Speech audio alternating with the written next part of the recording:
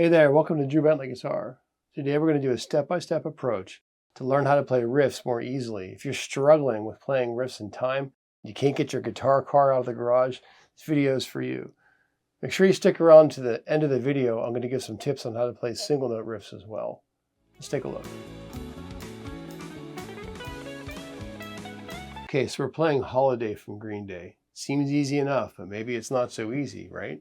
So the first thing we're going to do here is talk about practicing tone versus rhythm. What is tone? Tone is the quality of the sound. Get a good sound, you get a good tone. Rhythm is getting the music to move forward, to keep things moving.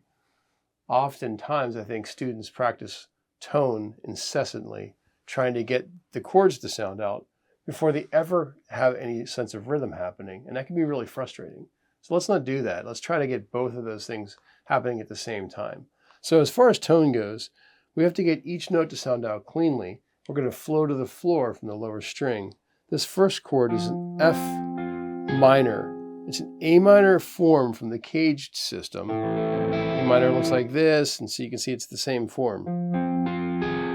And we want to pick one string at a time as we go to get a good clean sound. And that's kind of hard at first, I think, but you'll get there. Just take your time. First note is first finger on A8, third finger on D10, fourth finger G10, and then your second finger on B9. So we're going to get all those notes to ring out, and that might take a while for you, but be patient and take your time.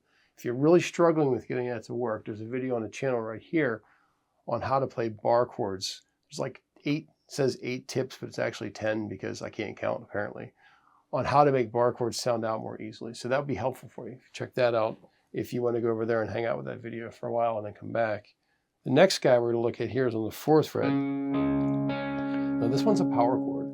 So we only have these 2 fingers involved. It's an A form from this caged system thing I'm talking about. You can see it looks like an A chord. Now this guy's different. This one requires us to bar our third finger across the D and the G strings. My first finger is on A4. I've got the third finger barring across D and G6. Now you'll notice it's going across all the strings towards the floor. But if you play all of those, that's a 6 chord. That's really pretty. We don't want that necessarily at the moment. So to get this to sound out, our first finger is on the 8th fret of A, and then we're going to roll our third finger to the right a little bit and try to get all those notes to sound out. So that might take a bit too, but now we have some chords making decent sound. So this is F minor on the 8th fret. We have this D flat power chord on the 4th fret, all the way up to the 11th fret for A flat power chord, and then down to the 6th fret for this E flat power chord. So that sounds like this.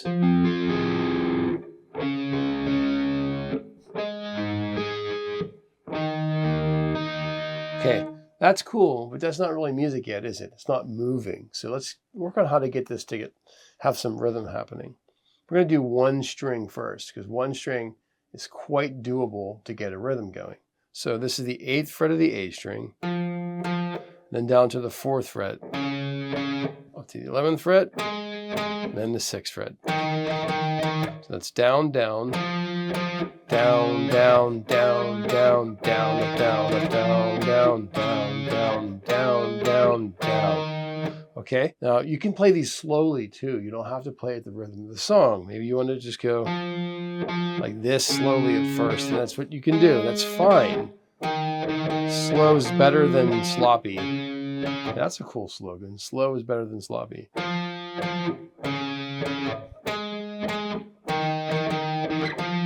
Okay, so now what I'm going to do is I'm going to add another finger in. Now I'm playing 2 fingers for my power chord. I have A8 and D10 simultaneously. That same thing is going to go down here to the 4th fret. Now the trick about this is that when the frets get smaller as you move up the fretboard, it's a little harder to fit your fingers in, and you have to make compensate for that as you move along. There's a video on the channel right here, the top 5 power chord riffs, and that's a great video if you want to kind of take a deeper dive into how to make these power chords sound out with some cool tunes. So we get these to sound out together. We kind of want to make them sound out almost at the same time. It's called a flam. Like on drums, and you go like, bruh, like that. So there's these two strings together, down to here, to the 11th fret, and then the 6th fret. So I'm going to do that for a little while. Just going to get those to make sense together. Now, our goal here is to try to play in time, right? And we were playing in time with one string, so let's see if we can do that with two strings now.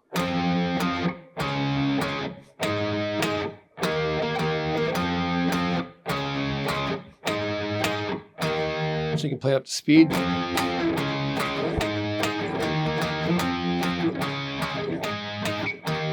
So that's pretty quick, huh? Back and forth. So you got to build up to that. You can use your metronome if you want to and set the tempo at a tempo you can play it, and then kind of ratchet that up a little bit as you get faster, and you'll know that you're making progress. So you can look up the BPM, the beats per minute for the song, which I have not done, but you can see what the actual tempo is and then how you can work up to that speed. All right, so now you can see we're starting to get some music happening. It's exciting. It sounds like music. It's not just playing chords, but now we're creating some movement here. The next thing is, this is where things get a little trickier. I got 3 strings involved here, but I'm using my 3rd and 4th fingers because that form is going to be different than this one. Now, this is really important that you do this because you're trying to learn how to play this minor form. Eventually, that'll become a major form also. 6-string major form is the same thing.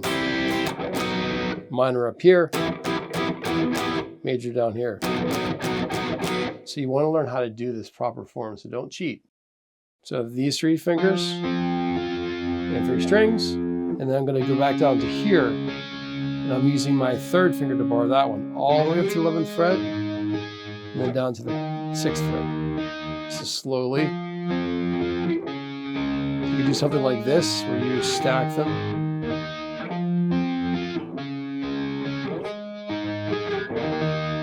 Okay, so now I'm starting to get some confidence here, very slowly.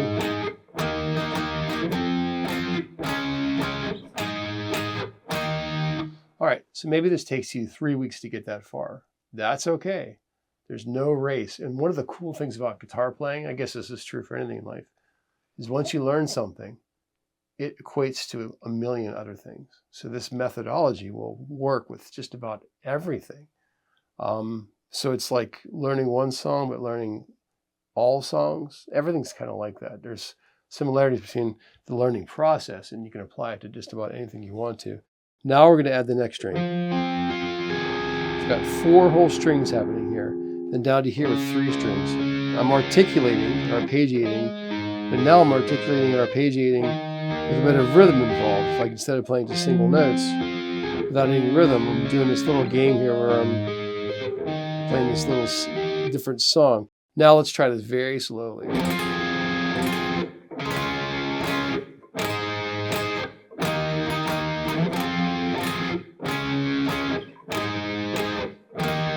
See, we're almost there now, aren't we? That's pretty cool. So make sure you're flowing to the floor as you add the notes. You add them in the direction of the floor.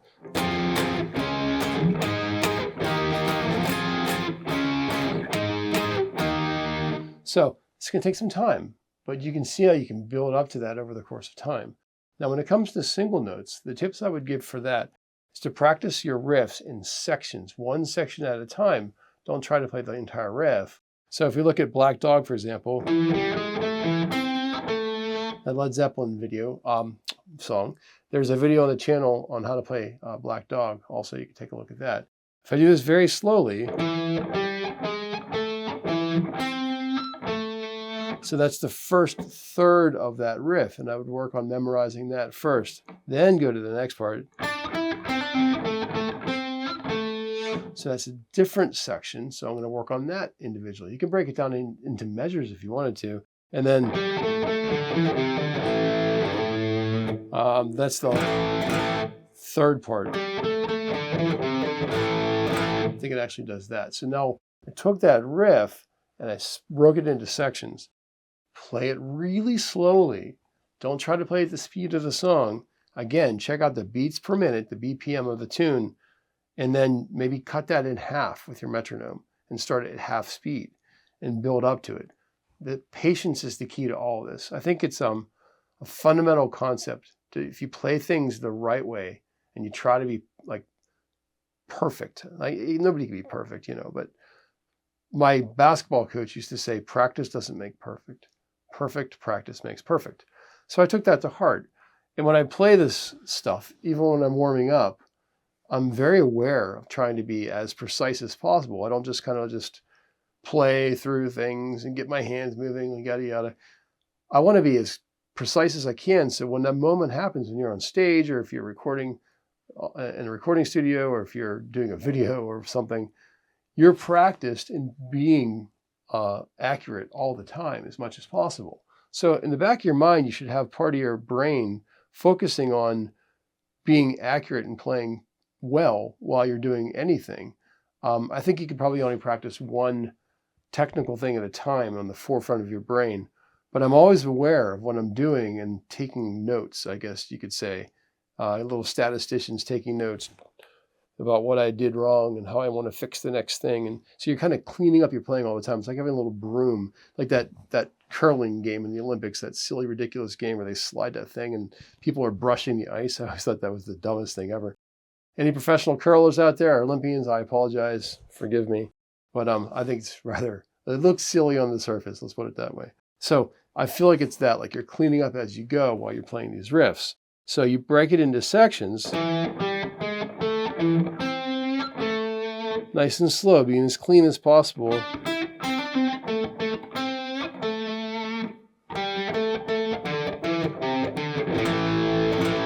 So the same thing applies for single notes as it would apply for playing power chords. So use this approach for learning all of your stuff, all of your riffs, and slowly but surely you'll see that all of them start to be a little bit easier and things start flowing better. Remember, tone and rhythm, practicing rhythm is trying to learn how to keep a beat. So if you do a simpler version of something, you're able to keep a beat better. All right. Well, enjoy your guitar this week or this month or till next time I see you in another lesson. Please subscribe to the channel if you've not done so already. I really appreciate that. And I hope to be back on here as soon as possible for the next video. All right. Thanks so much.